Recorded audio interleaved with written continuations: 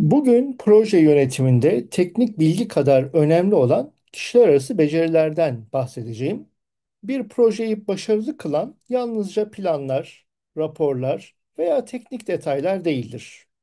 Asıl başarıyı getiren şey ekibinizle ve paydaşlarınızla nasıl iletişim kurduğunuza bağlıdır. Gelin birlikte bu becerilere yakından bakalım. Projelerde en sık karşılaşılan konulardan biri çatışma yönetimidir. Çatışmalar kaçınılmazdır ama doğru yönetildiğinde olumsuz bir kriz olmaktan çıkıp bir öğrenme fırsatına dönüşebilir. Proje yöneticisi olarak karar merkezi sizsiniz. Çatışmanın nasıl ele alınacağına siz karar verirsiniz ve bu ekibin gelişimi için büyük önem taşır.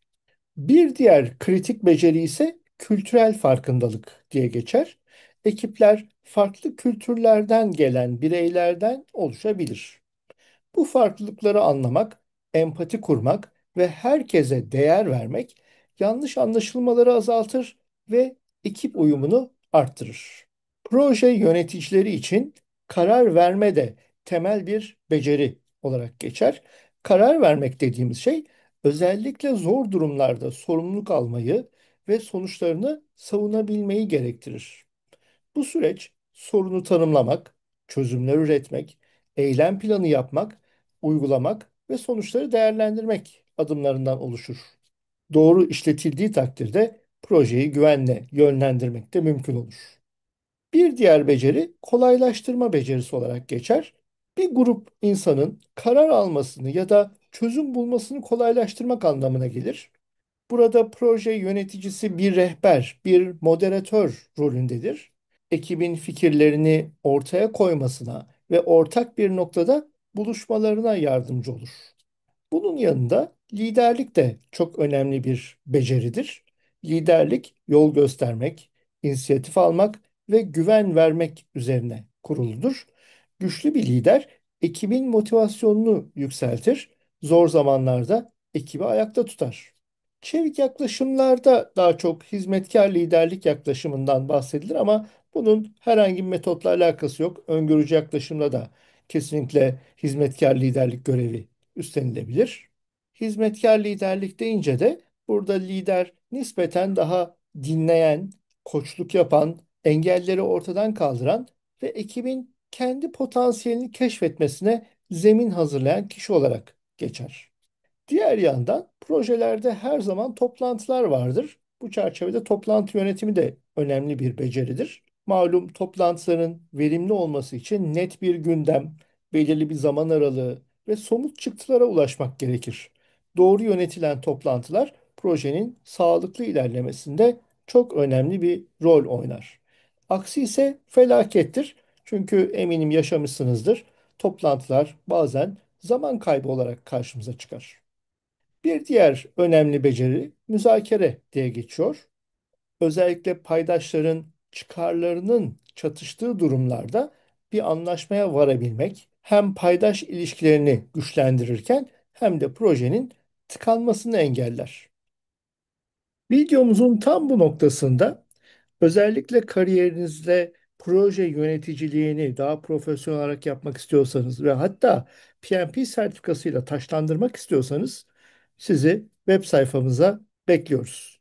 Projeyönetimi.com sitemize girdiğinizde İstanbul Kurumsal Gelişim'in özellikle PMI onaylı proje yönetimi uzmanlığı eğitimine tıklamanızı ve buradaki eğitim içeriğini incelemenizi tavsiye ederim. Her ay hem hafta içi hem de hafta sonu olmak üzere 35 saatlik eğitim programları açıyoruz ve önümüzdeki ay 20 Eylül ile 18 Ekim arasında cumartesi pazar, hafta içi de 23 Eylül ile 6 Kasım arası salı perşembe olmak üzere programlarımıza katılabilirsiniz.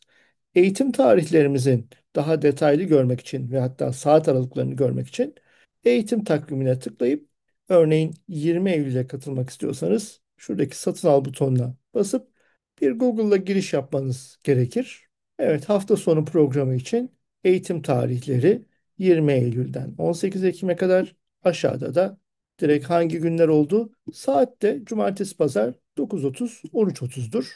Aşağıda ödeme linklerini de bulabilirsiniz. Eğitimlerimiz online, tamamen Zoom üzerinden gerçekleşmektedir. Ve bu eğitimlere katıldığınız takdirde özellikle PMP sertifikasını hedefliyorsanız benimle birlikte 12 saatlik soru çözüm çalıştaylarına ücretsiz olarak katılabileceksiniz. Eğer Eylül ayında hafta içi programımıza gelmek isterseniz yine eğitim takviminden 23 Eylül'de başlayacak olan programın detaylarını inceleyebilirsiniz. Tarihler burada gördüğünüz biçimdedir ve eğitim saatlerimiz 19.30-22.30 şeklinde gerçekleştirilecektir. Proje yöneticileri aynı zamanda ilişki ağı kurma konusunda da aktif olmalıdır. Bu İngilizce'de networking diye geçen ifade. Yalnızca sosyal ortamlarda değil, kurum içinde farklı sektörlerden insanlarla veya farklı profesyonel ortamlarda kurulan ilişkilerle projenize destek sağlayabilirsiniz. Gözlemlemek ve birebir konuşabilmek teknikleri de unutulmamalıdır. Malum raporlardan çok sahada birebir iletişim kurmak size çok daha güncel bilgiyi verecektir. Diğer yandan ekibinizi izleyerek, dinleyerek, doğrudan onlarla konuşarak süreç hakkında daha gerçekçi bilgilere ulaşabilirsiniz. Kişiler arası becerilerde son madde takım oluşturma diye geçer. Bir günde güçlü bir ekip yaratmak zordur. Fakat belirli bir zaman diliminde ekibin güçlenmesi ve güçlü bir ekibe ulaşmanız mümkündür tabii ki.